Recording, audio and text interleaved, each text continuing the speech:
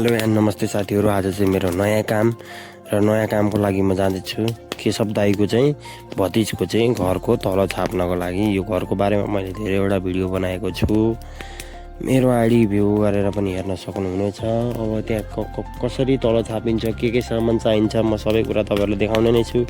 यो बाँस ल्याएर घनले हिर्काएर यो फुटाएको छौँ हामीले चाहिँ अब यो तलाको लागि। अब अनि ठ्याक्क फुटाएर अब माटो पनि मुसिराख्नु भएको उतापट्टि काकाहरूले पनि ट्याक्क।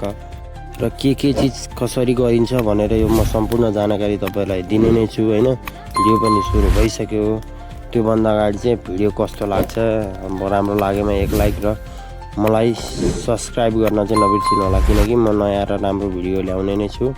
कता कुनै ठाउँको बारेमा, कुनै विषयवस्तुको बारेमा र कसरी के काम गर्न सकिन्छ भनेर त्यो बारेमा म भिडियो ल्याउने नै छु। त्यही भएर मलाई सब्सक्राइब गरेर राख्नु होला यो आइडीमा, अल नोटिफिकेसन दबाएर। त्यसपछि अब ढिला नगरिकन हामी आफ्नो कामतर्फ लागिसकेका छौँ। यो चाहिँ बाँसको भाटा, अनि बाँसको भाटा लगेर अब तल छाप्नको लागि यो बाँसको भाटा ट्याक्क लगिन्छ अनि त्यहाँ बिछ्याइन्छ। यस्तो छ। पहिला चाहिँ सुरुमा यो बाँसको भाटा नलाँदाखेरिको पहिलाको भिडियो। अब त्यो अघि बाँसको भाटा ट्याक्क हामीको सारेर यसरी यसलाई मिलाउने र यो अब मिलाइसकेपछि काठहरूले थिचेर ट्याक्क बाँसको भाटा मिलाउनु पर्ने हुन्छ। अनि त्यसपछि यो सबै बाँसको भाटा मिलिसकेपछि हामीले माटो बोक्न सुरु गरिसक्यौँ। र माटो यो मैले फास्ट बनाइदिएको छु भिडियो होइन।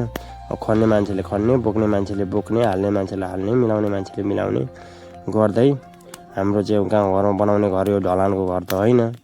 त्यही भएर अनि माटोको घरमा चाहिँ खासै टाइम त लाग्दैन, लगभग आधी घन्टा 1 घन्टा जति लाग्छ। यो यसरी माटो ट्याक हाल्दै जाने, त्यहाँ मिलाउँदै हुनुहुन्छ दाइले, माथि मिस्त्री दाइले, अरू यहाँ गाउँको सम्पूर्ण मान्छेहरूले केशव दाइको लागि सहयोग गर्नको लागि।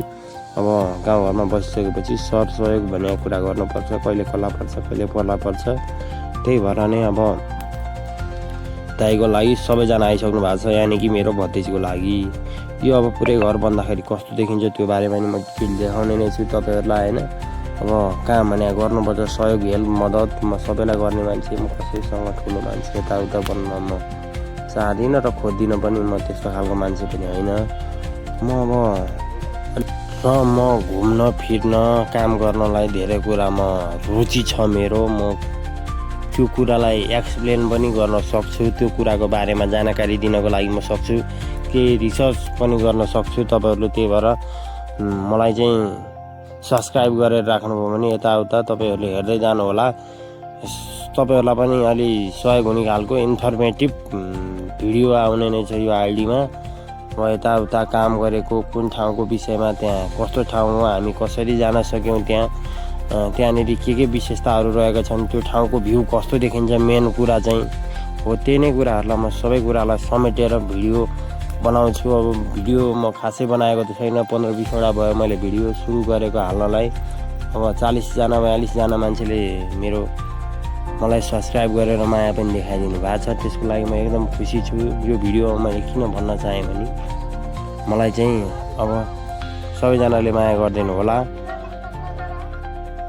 र हाम्रो गाउँमा चाहिँ अब कसैको केही पर्दाखेरि यसो सहयोग गर्नको लागि चाहिँ सजिलो छ। अनि यो कुनै ज्यालादारीका मान्छे होइनन् कि 1-2जना कर्मी मिस्त्रीहरू चाहिँ हुनुहुन्छ। अस्ति अर्को भिडियोमा पनि देखाएको थिएँ मैले, सामान दाइको एउटा दाइ र अङ्कल हुनुहुन्छ। अरू चाहिँ सबै हामीले गाउँले मान्छेले अब सबैजनाले यो सहयोग मद्दत गर्नको लागि अब एउटालाई पर्दा अर्कोले, अर्कोले पर्दा अर्कोले यो गर्दाखेरि छिटो छरिटो र राम्रो पनि हुने, अलि छिटो र टाइम बचत पनि भयो। सबैजनाले सहयोग गर्दाखेरि आफ्नो पर्दा अर्कालाई पर्दा अर्कालाई गाउँघरमा चाहिँ यसरी नै बनाइन्छ घर होइन। अब यो घर चाहिँ माताले बनाएको घर हो। खासै यो तल छाप्नलाई चाहिँ सबै चिज बिछाइसकेपछि चाहिँ 1 घन्टाको टाइममा सर्टेन आधीदेखि 45 मिनटदेखि 1 घन्टासम्म मानौँ न, म्याक्सिमम् 45 मिनटदेखि 1 घन्टासम्म चाहिँ यसरी तल छाप्न सकिँदो रहेछ। आजको हाम्रो अनुभव कस्तो देखिन्छ भनेर मैले पुरा भिडियो बनाएको थिएँ। यो भिडियोको टाइम चाहिँ त्यस्तै 45 मिनट जति आएको रहेछ, 45-50 मिनट। अब यसलाई मैले 10x गरेर पुरै हल्का कुनै ठाउँमा काटेर त्यसपछि यसलाई एडिट गरेर अनि 10x पुरा एकदम फास्ट गरिदिएर यो गरिदिएको छु। कस्तो कस्तो देखिन्छ हेर्नु होला। यो माटोले पुरै तल छाप्या घर हो होइन। यो धेरै बलियो पनि हुन्छ। यहाँनिर जे सामान राख्न नि मिल्यो। अब यो तल सुकिसकेपछि चाहिँ अब 2-4 दिन चाहिँ यो घाम लागेपछि यसलाई सुक्नमा टाइम लाग्छ। अनि त्यसपछि यो एकदम राम्रो घरेलु तरिकाले डकर्मी सिकर्मीद्वारा यो एकदम प्रचलित पहिल्यैदेखिबाट बनाइराखेको जस्तो देखिनुपर्ने त्यस्तै खालको अब राम्रो बलियो खालको टाइपको यो गाउँघरको चाहिँ प्रचलित विधि नै हो भनौँ न। यस्तै टाइपको चाहिँ यो बनाउने चाहिँ प्रचलित विधि हो होइन। अब यो ढलान घरतिर त यस्तो बनाइँदैन। ढलान घरको त छुट्टै हुन्छ सिस्टम र त्यो पनि कहिलेकाहीँ त्यस्तो संजोग परिहाल्यो भने त्यो पनि देखाउँला र डेली भ्लगमा हालिराख्ने नै छु। तपाईँहरूले देख्न सक्नुहुनेछ होइन मेरो यो युट्युब च्यानलमा।